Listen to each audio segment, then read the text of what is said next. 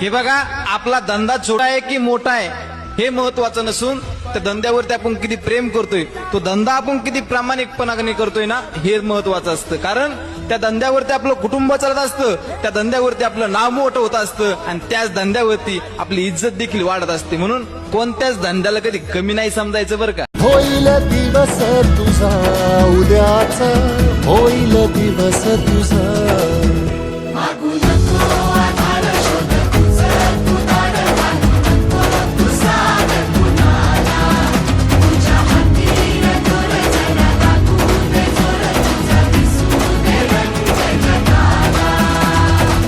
वर पुढा तू सोड निराश, तुझा तुला तू तेर दिलास, तुफान पेटू देऊरी